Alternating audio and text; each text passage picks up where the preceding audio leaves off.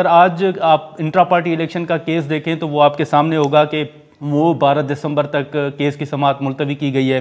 अब ये मामला आपको क्या लग रहा है, क्या जो दीगर जमातें हैं उन जमातों में जब इंट्रा पार्टी इलेक्शंस होते हैं तो क्या तमाम एसओपीज फॉलो किए जाते हैं? आप समझते हैं कि ये जो चैलेंज हुआ है केस, ये कोई उनसे मुख्तलिफ है इसलिए चैलेंज हुआ है? बात यह है नादिर साहब कि देखना चाहिए पहले एक चीज़ को ज़रा वे करें, वज़न करें, तवाज़न देखें।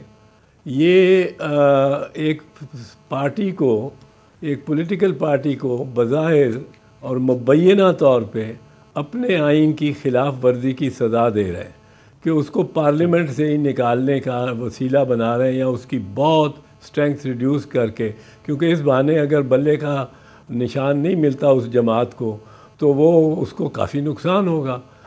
वो और तरीके निकालेगी कुछ पर बहुत नुकसान होगा, बहुत नुकसान होगा। वो तो इस तरह के दोनों हाथ पीछे बांध के और आपने एक अनपढ़ आबादी के सामने भेज दिया जो पहले नाम ढूंढे अपने उम्मीदवार का, ये तो बल्ले का निशान या तीर का निशान, ये तो हमारे नोन निशान है ना। तो अब ये डिनाई करना, मैं पूछता हूँ इलेक्शन कमीशन से कि इन्होंने तो मुबैना तौर पे अभी आपने साबित करना है कि मियाँ नवाज शरीफ वो क्या बग़ैर किसी मुकाबले के, बिला मुकाबला नहीं सदर हुए थे मुस्लिम लीग के। क्या आपने पूछा उनको?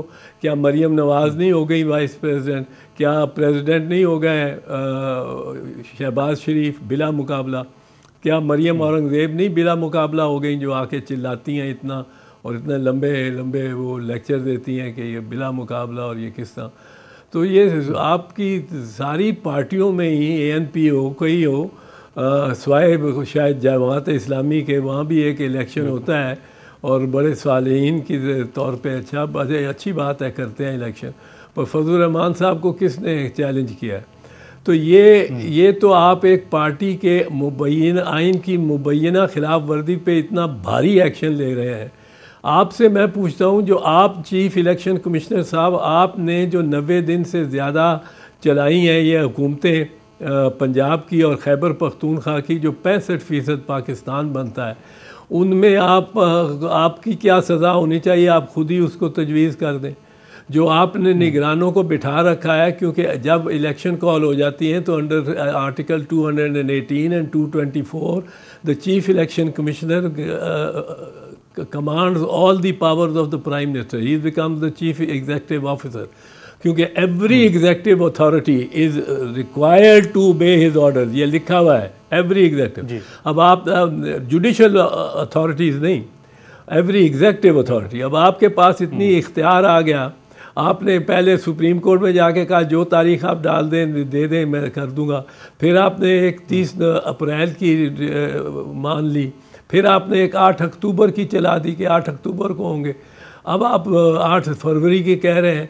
पहले तो बताएं आपकी क्या सज़ा होनी चाहिए और आप अपना वॉलंटियर करें, फिर आप किसी और की आंख के शतीर को निकालें।